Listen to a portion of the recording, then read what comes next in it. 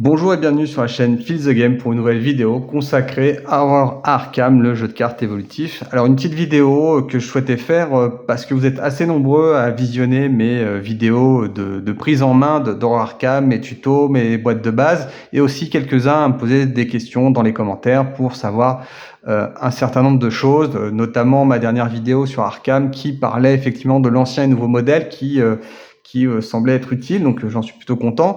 Et donc ce que je vais vous proposer là, c'est plutôt une vidéo qui va vous parler de comment faire son deck building. Alors vous avez peut-être suivi quelques parties ou campagnes que j'ai faites de la nuit de la zélatrice, où vous voyez que soit je prenais le deck de base, soit je modifiais un peu le deck de base. Donc là l'idée c'est de vous donner quand même les grandes lignes de comment réussir un deck building. Alors il n'y aura pas forcément de deck parfait, mais vraiment que vous ayez quelques idées qui vont permettre vous de peut-être vous débloquer là-dessus, d'être plus assuré, ou peut-être des choses auxquelles vous n'avez pas pensé. Enfin, tout est ouvert. Voilà. Et donc, la première chose que je vous recommande quand même, c'est malgré tout d'avoir quand même un début de rangement et de classement pour vos cartes. Ça va beaucoup vous aider pour savoir ce que vous allez prendre. Alors, les bonnes questions qu'on peut se poser déjà quand vous voulez faire du deck building, c'est déjà à combien de joueurs vous allez jouer. Effectivement, selon le nombre de joueurs que vous allez être, le deck building sera pas le même parce que il est évident que quand on est en solo, va falloir savoir tout faire. Quand vous êtes deux, va falloir être complémentaire, et à 3 ou 4, vous faites un peu ce que vous voulez parce que forcément voilà, les autres pourront toujours compenser. Maintenant, si vous jouez 3 chercheurs, ça va quand même être compliqué.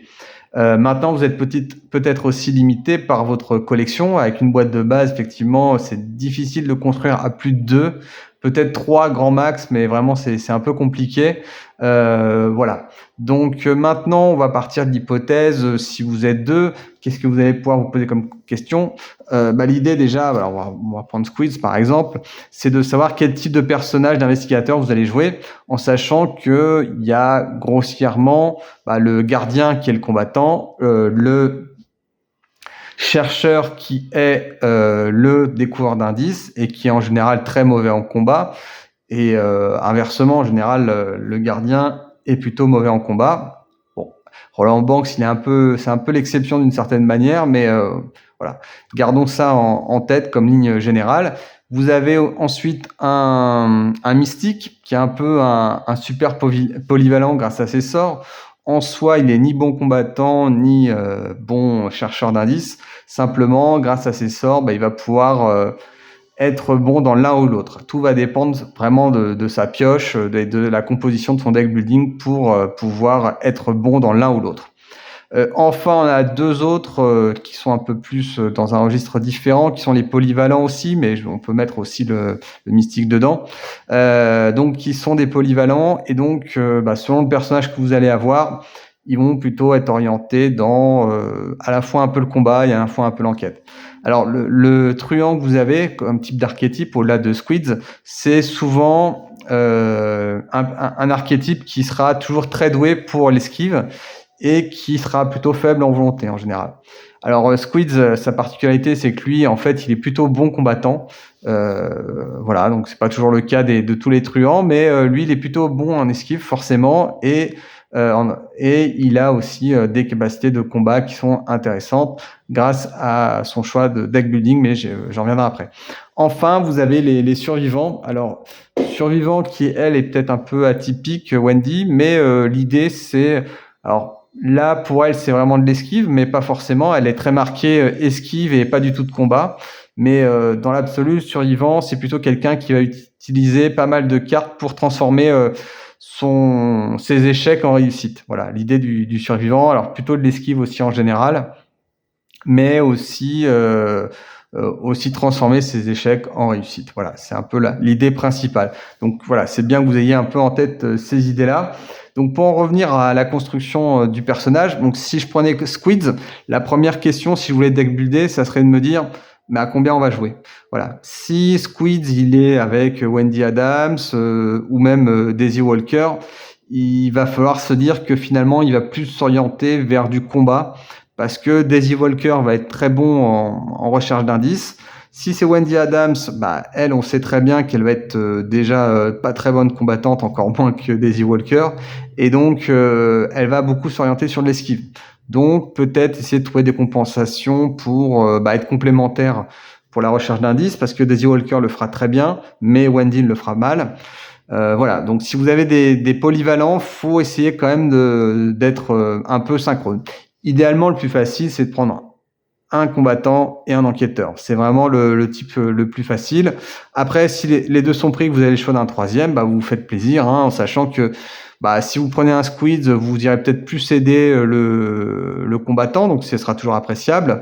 Ou si vous prenez Wendy, vous irez peut-être plus aider la chercheuse ou éventuellement aider le combattant, donc vous serez un peu en électron libre. Pareil pour Daisy Walker, vous la construirez si vous êtes 3 là-dessus.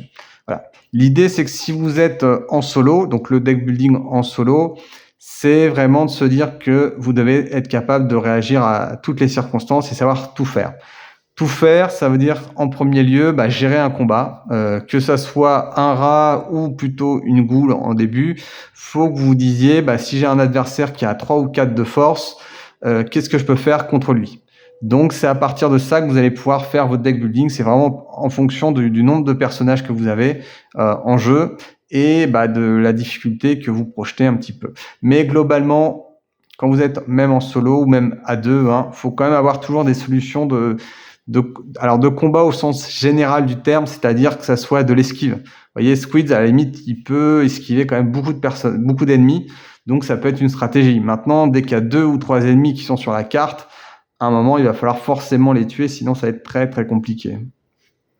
Wendy aussi, comme elle a des cartes truands, si j'ai bonne mémoire, voilà, elle peut aussi utiliser des cartes qui permettent de neutraliser ses ennemis. Mais voilà, l'idée, c'est vraiment de créer en fonction du nombre de personnages et de ce qui sera demandé de vous. Si vous êtes le combattant,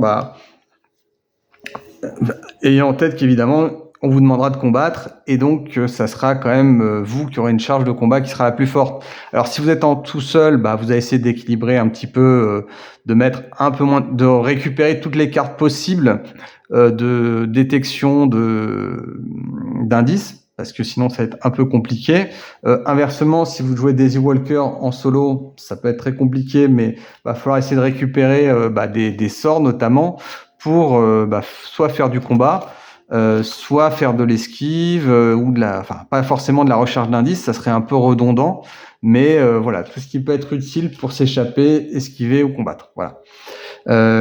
Également Agnès Walker qui elle sera un peu plus polyvalente. Donc voilà, chaque archétype a effectivement, je dirais un petit peu sa façon de jouer.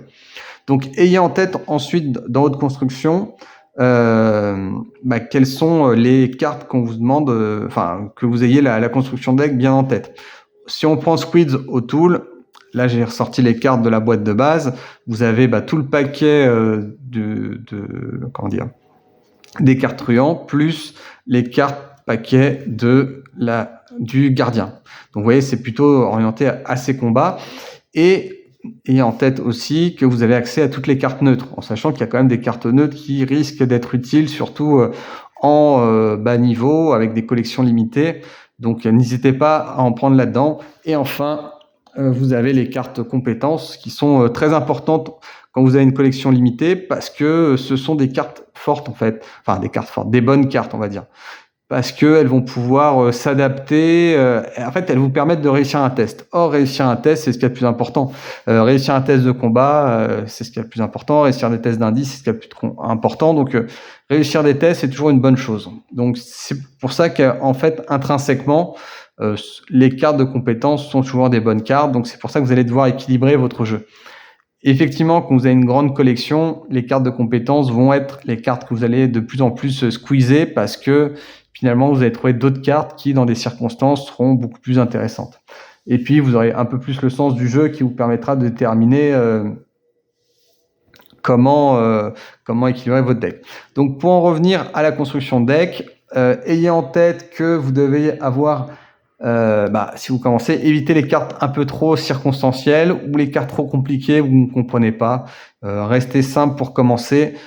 Prenez des cartes qui sont le plus efficaces possible. C'est pour ça que je recommande souvent les cartes compétences, parce que ce sont des cartes efficaces vu qu'elles sont simples à mettre en œuvre. Vous la posez, vous avez un bonus de +2 et éventuellement selon la carte, vous avez la possibilité de piocher une autre carte. Donc c'est vraiment pas mal. Ça peut assurer votre action. L'idée aussi fondamentale du deck building, ça sera vraiment d'équilibrer votre deck. Alors l'équilibrer, là encore, je reviens à l'idée que ça sera équilibré en fonction du nombre de personnages que vous avez, mais il faut que vous ayez, je dirais, des ressources qui soient cohérentes avec ce que vous allez construire. Alors comment on construit? L'idée, c'est que vous avez différents types de cartes. Vous avez les cartes dites de soutien.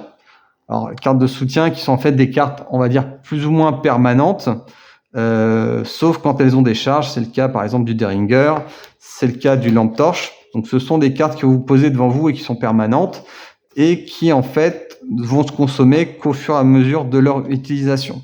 Donc, c'est plutôt des cartes, l'avantage, c'est que quand vous aurez besoin d'elles, vous les poserez. Effectivement, l'idée, c'est quand même d'avoir un certain nombre de cartes soutien. C'est ce qui fait quelque part un peu la puissance du joueur. Ensuite, vous avez un autre type de cartes, ce sont les événements. Les événements, ce sont des actions one-shot. Donc, généralement, ça vous coûte une action. Pas toujours, mais très souvent, une action. Et ça va vous permettre de, en fonction des circonstances, d'appliquer la chose. Donc là, par exemple, cette carte truand événement, si jamais vous avez un adversaire incliné qui est à côté de vous, vous lui infligez directement 2 points de dégâts. Voilà, sans test, etc. Donc c'est assez intéressant. Événement, ici en plus c'est rapide, donc là pour le coup ça coûte pas d'action, mais ça permet de se désengager de chaque ennemi et de se déplacer vers un lieu sans ennemi. Vous voyez, donc c'est des one shot. Contrairement à la carte soutien qui, elle, va durer un peu plus longtemps dans le jeu. Alors, un camp d'arrêt, lui, par contre, c'est permanent. Hein. C'est un couteau, tant que vous l'avez, vous le jouez. Vous voyez, donc, ayez en tête qu'il faut quand même avoir un certain nombre de cartes de soutien posées en jeu pour pouvoir être efficace. Donc, il faut un peu vous visualiser. 2 autres types de cartes que vous avez, ce sont les cartes dites de compétences. Alors, les cartes de compétences, ce sont des cartes qui vont booster un petit peu vos compétences et donc vos tests. Par exemple, on va prendre la plus basique, c'est courage inattendu. Quand vous faites un test, vous la jouez, ça vous donne un +2. +2, ça va améliorer drastiquement vos chances de réussite. Après, vous avez des cartes de compétences qui sont directement liées à votre investigateur, à votre classe. Par exemple, opportuniste, elle vous donne tout de suite un bonus de +1, mais éventuellement, elle va vous donner une habilité en plus. Voilà, donc ça peut être assez intéressant. Par exemple, vous avez coup vicieux chez le gardien aussi, qui est une carte de compétence et qui, lui, alors événement, pareil, compétence, coup vicieux, je ne retrouve pas, voilà, coup vicieux. Voilà, donc ça vous donne tout de suite un +1 en force, donc en combat, mais en plus, si jamais vous réussissez votre action, vous faites +1 dégâts. Donc ça peut vous dépanner de pas mal de situations. Voilà, les cartes soutien, les cartes événements, les cartes de compétences. Voilà en gros les cartes que vous pouvez avoir. Alors ça aussi, c'est une carte événement. Voilà en gros les cartes qu'il peut y avoir. Ensuite, ayez toujours en tête d'avoir une capacité à être efficace dès le premier tour, c'est-à-dire de pouvoir poser des cartes dès le premier tour pour vous installer dans le jeu.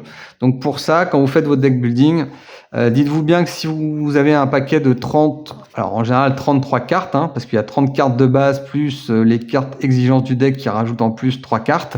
Donc en gros, vous allez avoir 33 cartes et vous allez piocher 5 cartes. Donc si vous mettez des cartes en 2 exemplaires, vous avez de bonnes chances de les tirer au début ou pendant la partie. Si vous mettez une carte en un seul exemplaire, en sachant qu'une partie peut durer entre 10 ou 15 tours, rarement au-dessus, je vois difficilement plus, peut-être 20, que vous allez peut-être en piocher quelques-unes de plus grâce à des cartes ou grâce à des lieux, il y a quand même des chances que les 10 dernières cartes, les 15 dernières cartes, vous les piochez jamais. Donc, à partir du moment où vous ne mettez qu'une seule carte en jeu, faut que vous ayez en tête que vous ne comptez pas sur cette carte. Voilà. Et j'ai même envie de vous dire, même si vous mettez 2 cartes, il est possible que vous la piochez jamais. C'est déjà arrivé, ça arrive, c'est les statistiques, ça peut toujours arriver. Donc voilà, une carte, c'est peu de chances de l'avoir. Vous dites, c'est une carte, si je la touche, tant mieux. Si je l'ai pas, tant pis. Voilà. Mais par exemple, si vous êtes un combattant et que il faut mettre des cartes de combat, voilà, machette en 2 exemplaires, ça me semble une bonne option. Justement, d'ailleurs, pour parler de ça, donc comment construire ce deck justement? Donc comme je vous l'ai dit précédemment, il faut avoir des cartes soutien qui sont en jeu. Alors 30 cartes, faut bien vous visualiser que vous avez des slots de différents types. Alors les slots de main qui sont les plus évidents, vous avez 2 mains, donc bon voilà, et ça veut dire que vous allez mettre un maximum de 2 cartes avec des slots de main sur votre investigateur. Donc faut bien l'avoir en tête. Vous n'avez pas posé 4 machettes ou 4 armes ou 8 armes en même temps. Donc vous avez une disposition qui est limitée. Là où c'est le plus prégnant, c'est notamment sur les alliés. Sur les alliés, ça sert à rien de mettre 8 cartes alliés sur votre paquet parce que vous n'allez pas pouvoir les utiliser. Dès que vous allez avoir un allié, le slot va être pris et vous ne pourrez plus en mettre d'autres. Pareil pour l'amulette, ça se pose un peu plus pour le cas de Wendy, parce qu'il y a la patte de lapin qu'elle peut poser, mais des fois, il y a son amulette à elle, et donc voilà. Sur les jeux de base, vous n'avez pas trop de problèmes encore de slot, mais ayez en tête que c'est surtout les mains. Si vous posez une lampe torche, vous allez plus pouvoir poser la batte de baseball. Va falloir choisir quoi en fait. Donc dans votre construction, ayez en tête que vous n'avez que 2 cartes main. Voilà. Après sur les constructions, quand vous avez beaucoup plus de cartes, effectivement, les vous allez vous dire, voilà, les emplacements pendentifs sont plus délicats parce qu'il y a beaucoup de cartes pendentifs qui sont très intéressantes. Les alliés, vous allez avoir un choix de plus en plus large, donc ça va être de plus en plus intéressant. Et enfin, il y a les cartes de corps qu'on trouve très peu dans la boîte de base. On les trouve surtout sur le manteau en cuir, je crois, voilà, mais qui est une carte un peu plus spécifique. Et je me souviens plus trop s'il y a je crois pas qu'il y ait trop de cartes de corps en dehors de ça, hein, mais voilà. C'est un peu, voilà, là où ça va être plus bloqué sur un jeu de base, c'est plus sur les alliés. N'en mettez pas 8, ça sert à rien. N'en mettez pas forcément 6, mais avoir voilà, 2, 3 ou 4 alliés, alors 4 cartes alliées plus exactement, c'est plutôt correct, voilà. Sachant que certains cartes alliés sont des alliés qui vont pas rester très longtemps. Par exemple, le chien de garde, son but c'est quand même un peu de mourir. Le flic en patrouille, s'il peut survivre, tant mieux, mais s'il meurt quelque part, c'est pas très grave, dans le sens où ça vous en permettra d'en poser d'autres. Léo Deluca, par exemple, si vous le posez, vous l'avez pour toute la partie, quoi, parce qu'il coûte très très cher et il vous donne une action supplémentaire. Donc voilà, si vous voulez jouer par exemple Squids, si vous mettez 2 chiens de garde, 2 flics en patrouille et 2 Léo Deluca, ça va être compliqué parce que si jamais vous tirez Léo Deluca et que vous le posez, vous pourrez plus poser ni chien de garde ni flic en patrouille, sauf à ce que Léo Deluca meure. Alors volontairement ou non, mais parce que vous souhaitez, mais en fait vous allez perdre beaucoup de ressources pour pas grand chose. Donc voilà, si vous essayez de mettre Léo Deluca, évitez de mettre tous les autres alliés qui servent. Soit vous en mettez 2 Léo Deluca, soit vous mettez éventuellement les 4 cartes alliées ici, comme ça, voilà, ça complète quoi. Voilà. Voilà sur les conseils de base que je peux vous donner. En tout cas, faut aussi avoir l'idée, et ça c'est une erreur qu'on fait souvent, d'avoir une économie cohérente. C'est-à-dire en termes de ressources, être équilibré. Vous allez peut-être avoir des impasses. Par exemple, si je prends là encore Squids, j'ai envie d'avoir Léo Deluca, je pose coup dur et je vais poser et je vais mettre flic. Alors voilà, les armes qui coûtent de la dynamite et des 45 automatiques. Là, vous risquez d'avoir un problème parce que vous commencez la partie avec 5 ressources.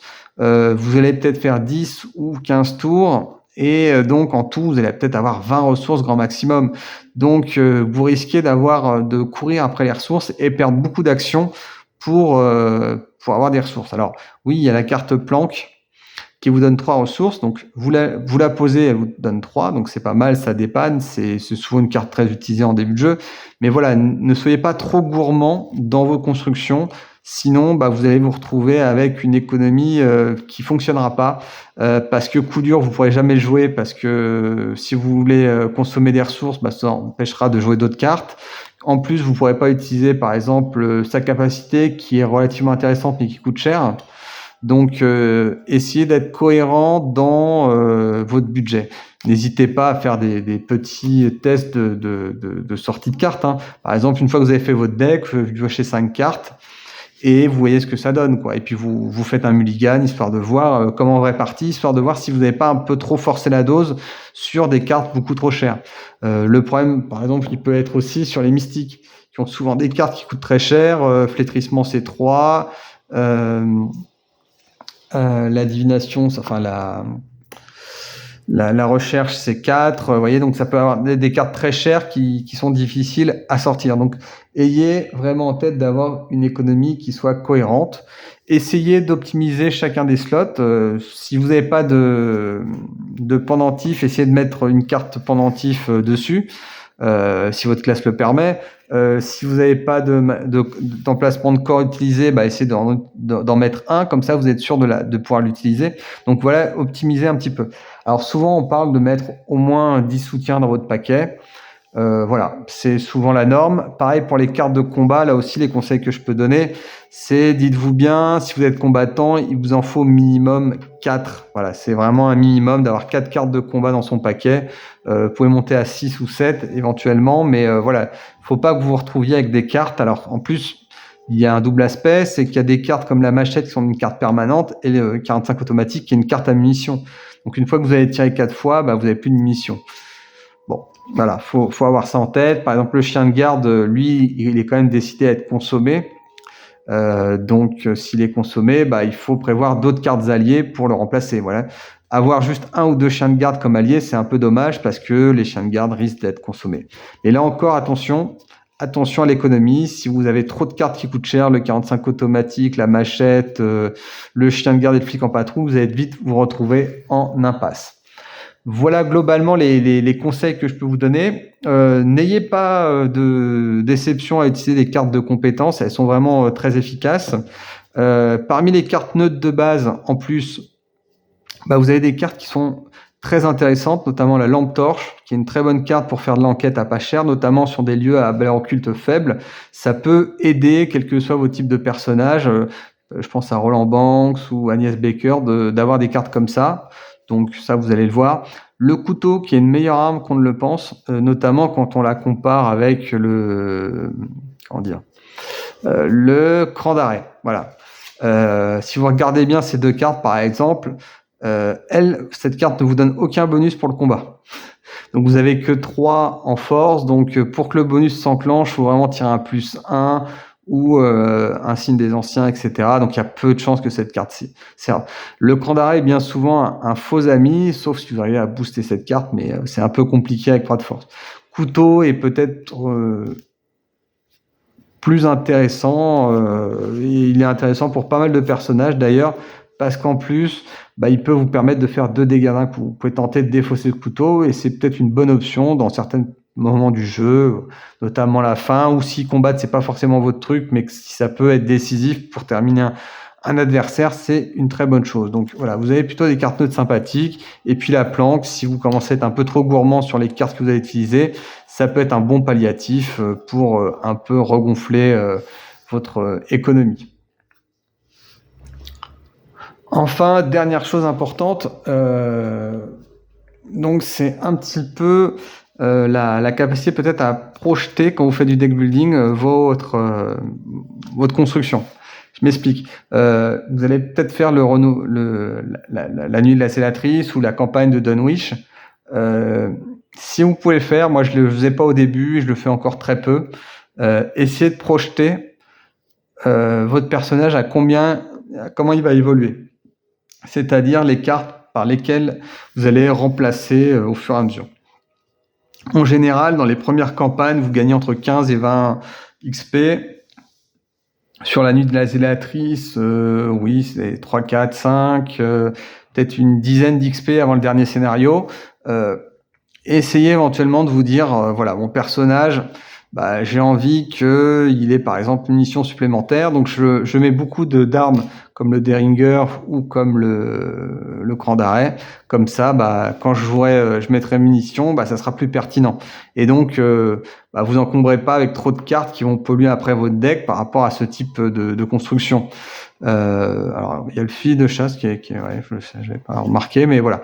Pareil, si vous voulez avoir des alliés, soyez cohérents. Si vous voulez avoir le flic en patrouille amélioré, va falloir renoncer forcément à Léo De Luca, parce que ça sert à rien de construire un deck building en sachant que si c'est ça que vous voulez plus tard, Léo De Luca, ça va être une carte un peu encombrante, parce que si vous tirez Léo De Luca et le flic en patrouille, lequel vous allez choisir? Si vous choisissez Léo De Luca, pourquoi avoir acheté ça?